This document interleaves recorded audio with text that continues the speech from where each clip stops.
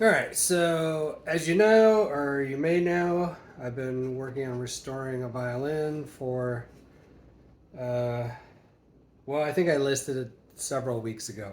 Um, I can't remember, probably four or so, three to four. I don't know. It's been a while. And there's been most of it at the time, I was just working on the finish. And you'll be happy to know that I didn't leave you behind. I am going to update you on the finish. It has taken me all that time. I have put many coats on here. I tried to match the original color. I just couldn't get it right. So I decided to, since this is more of a personal piece anyway, to strip it, redo it, and to simplify it somewhat, and then refinish it. And so then I began refinishing it and trying to get the type of finish I would expect on a violin. Very smooth, very clear, etc. And despite my efforts, I was unable to get that to the point that I stripped it multiple times, redid it, sanded it, etc. And I've only colored the varnish once after I stripped the initial thing. It was becoming too red before, and so this was my sort of how am I going to deal with this. Anyway, so I'm primarily using shellac and varnish. But you're not supposed to put more than a few coats on the top, and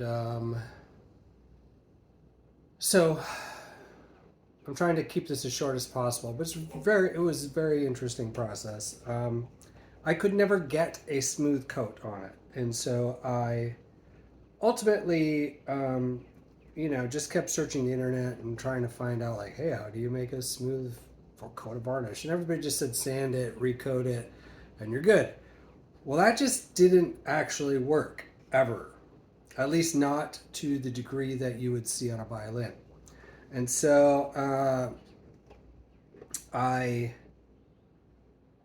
man, I must have put 15 different coats on the back. I started on the back to try to figure it out, and I really could not come to a solution that worked. So I ended up, just looking and looking and looking and looking and looking, trying to find solutions. And I found one guy who used a.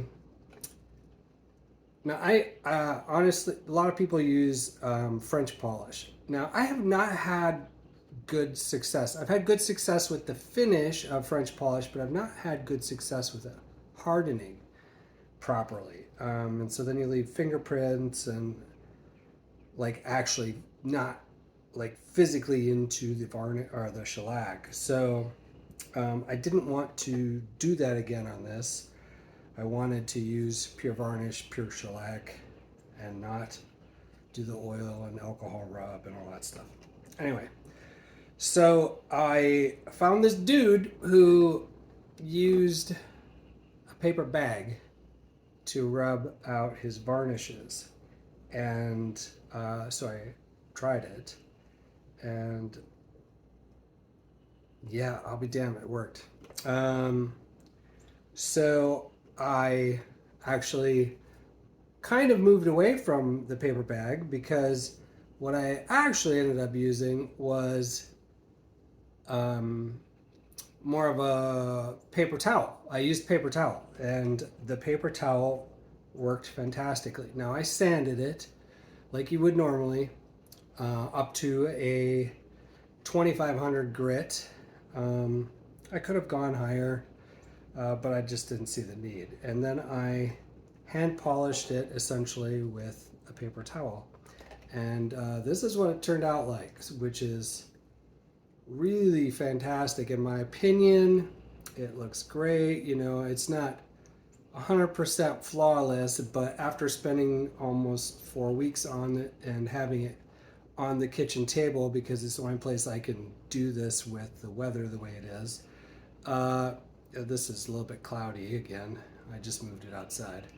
Um, anyway, I needed to get out of the kitchen, out of the dining room rather. So it's not perfect, but I at least now have a process for that, and I'm very pleased with it. Again, it looks, really good. I think it actually looks better in person than on camera.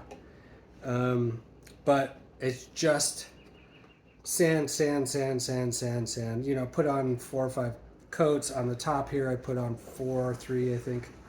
Four maybe. And then I sanded 400, 600, 1,000, 1,500, 2,000, 2,500. And then it still looked pretty rough. But I put the damn paper towel to it and just rubbed, circles over and over and over. Probably a half an hour or so. And boy, it really opened up. I'm really pleased with it. It's got the kind of finish that's like glossy, but not like fake super high gloss. It looks really good, and I just did that. It took me weeks to do the back, and it took me a week to do the top because once I figured it out, it was really just a matter of drying and having the time to work on it.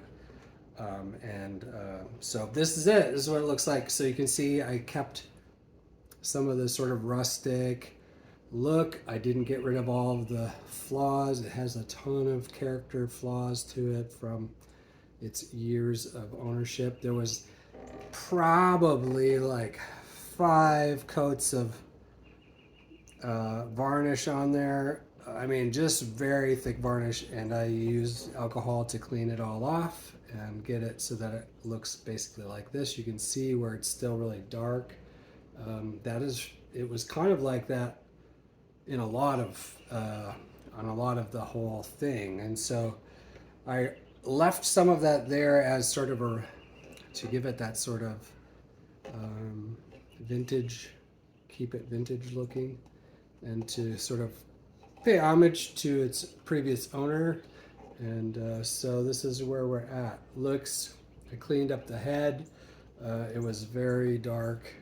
You can still see where it's still very dark, but opened it up a ton and got some really cool coloring to it now. So yeah, that's where it's at. I did just realize today that I don't have the little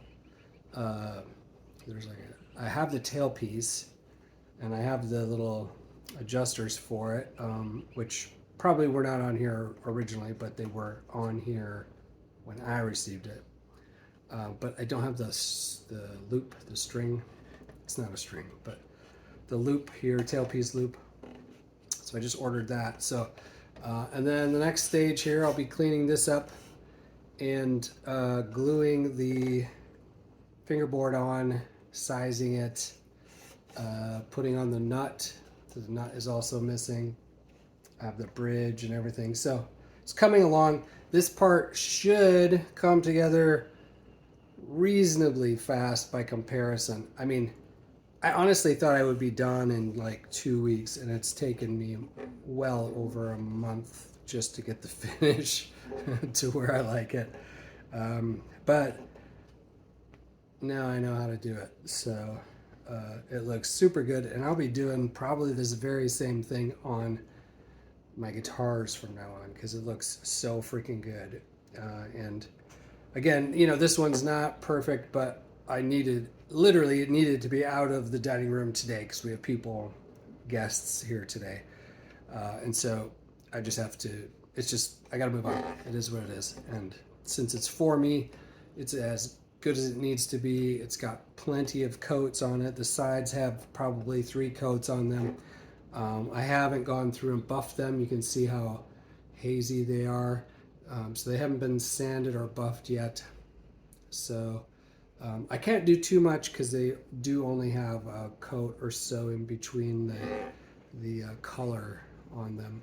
But you can see the difference between this surface here, the richness of that versus the side here.